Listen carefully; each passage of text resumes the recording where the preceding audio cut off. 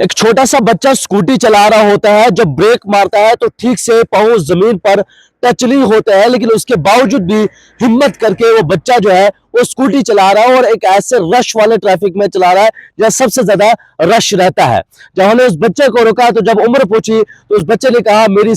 उम्र जो है वो सिर्फ 12 साल है, और उसके पापा जो है वो स्कूटी के आगे आगे चल रहे थे, वो पैदल चल रहे थे। और जब हमने उसको रोका तो उसके पापा जो है हमें कह रहे कि मैं उसको स्कूटी जो है वो सिखा रहा हूँ। तो हमने पूछा कि 12 साल की उम्र में आखिर क्या जरूरत पड़ी आपको, और दो बच्चों को आपने बिठाया, एक तो आप उसको सिखा रहे हैं, सिखाने के लिए आपको इसके साथ बैठना चाहिए था, लेकिन आपने पहले तो इसको बिठाया आगे, मतलब जिसके पाँव भी ठीक से जमीन पर टच नहीं होते हैं, साथ में एक और बच्चा जो है उस स्कूटी पर बिठाया है। जिस बच्चे को इल्म नहीं है, जिस बच्चों को इतना दिमाग नहीं है कि मेरा असल रास्ता जो है वो कौन सा है, कभी वो नाली के ऊपर से गुजर रहा होता है, कभी वो बीच में से चल रहा होता है, तो गाड़ी वाले जो है उसको बचा रहे थे, बच्चे समझकर उसको जो है खुद साइड दे रहे थे। कि जब ने उसको रोका तो उसके पापा से बात हुई तो उन्होंने कहा कि मैं जिसको स्कूटी सिखा रहा हूँ, हालांकि बच्चे की उम्र सिर्फ 12 साल है, अभी उसको 6 साल और लगेंगे जब वो ड्राइविंग लाइसेंस के लिए जो है वो अप्लाई कर सकता है। लेकिन यहाँ पर ये सवाल आता है कि जब भी कोई सड़क हादसा होता है जिसमें माइनर बच्चे का कोई एक्सीडेंट हो, किसी की डेथ हो, तो उस वक्त हम सवाल किस पर खड़े करते हैं? जम्मू कश्मीर पुलिस पर, ट्रैफिक पुलिस पर, डिस्ट्रिक्ट एडमिनिस्ट्रेशन पर या मोटर व्हीकल डिपार्टमेंट पर? क्या उस वक्त हम ये सवाल उठाते हैं कि पेरेंट्स इसमें कितना जिम्मेदार है? एक ऐसे बच्चे को आप स्कूटी दे रहे हैं जिस बच्चे के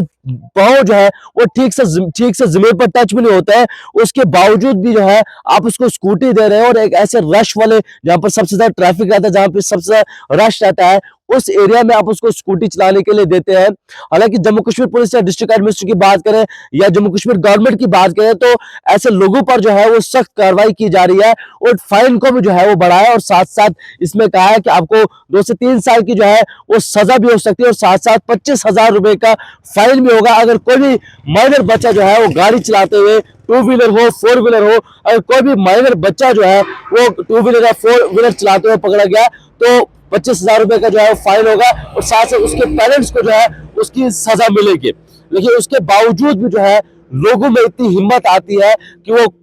इतने छोटे छोटे बच्चों को जिनके पाँव भी ठीक से जमीन पर टच नहीं होते, जब वो स्कूटी पर बैठता है ठीक से पाँव भी जो है वो जमीन पर टच नहीं होते हैं, जिस बच्चे में इतनी अकल नहीं है, उसको इतना इल्म नहीं है कि मैंने स्कूटी को कैसे चलाना है या मैंने इस बाइक को कैसे चलाना है, किस रास्ते से चलाना है, मेरा असल रास्ता कौन सा है, जिसको इतना भी इल्म नहीं है, उसको भी जो है वो पेरेंट्स स्कूटी देते हैं, और 12 साल की उम्र में जो है उसको स्कूटी सिखा रहे होते हैं। हालांकि खुद पीछे नहीं बैठे थे, और जब हमने उनको बोला कि आप स्कूटी पकड़िए तो उन्हें भी ज्यादा उस स्कूटी का जो है वो तजुर्बा नहीं था, क्योंकि बच्चे ने चाबी ऑन करके दी, और उसके बाद वो भी खुद जो है बिल्कुल, मतलब ऐसा लग रहा था कि एक अनट्रेन ड्राइवर की तरह जो है वो स्कूटी को चला रहे थे। लेकिन सवाल यहाँ पर यह आता है कि पेरेंट्स में कितना सुधार आया है। स्कूटी बाइक आप बच्चों को दे देते हैं, उसके बाद अपने लिए तो वो खतरनाक होते ही होते हैं, क्योंकि वो इतना तेज चल रहे होते हैं, रफ ड्राइविंग करते हैं, ऐसे ऐसे तजुर्बे जो है वो सिटी के अंदर करते हैं, खुद के लिए तो खतरनाक होता ही होता है, लेकिन जो बाकी लोग रोड पर चल रहे होते हैं या बाकी गाड़ियां जो चल रही होती है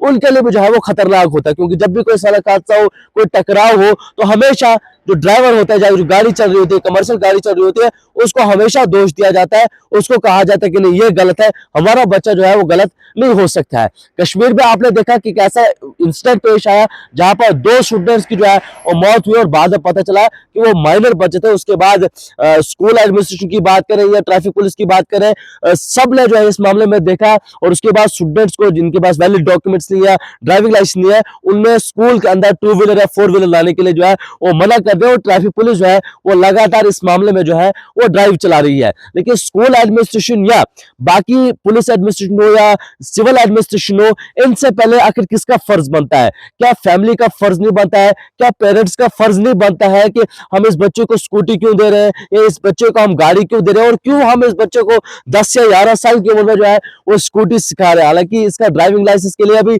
6 से 7 साल है, और 6 से 7 साल बाद अगर हम उसको सिखाते तो वो टाइम पर एक तो लाइसेंस बनाएगा, और उसके बाद उस बच्चे में अकल भी आएगी, उसको ये भी पता चलेगा मैंने कैसे चलानी है, कैसे नहीं चलानी है। तो आप इस वीडियो को देखें, इस वीडियो को देखकर जो है हमें भी बताइएगा क्या हमने सही किया कि इस जो बच्चे की हमने देखा ये कैसे चल रहा था, इस बच्चे को ज्यादा इल्म भी नहीं था, और जब हमने इसका पाँव देखा तो ठीक से पाँव जो है वो जमीन पर टच भी नहीं हो रहे थे, तो उसके बावजूद भी जो है ये स्कूटी चला रहा है, और इसके पापा बड़े शौक से कह रहे हैं कि हाँ जी मैं इसको स्कूटी सिखा रहा हूँ, मैं साथ हूँ, कोई मसला नहीं। तो आप भी इस वीडियो को देखकर कमेंट बॉक्स में जरूर बताएं क्या ये सही है या गलत।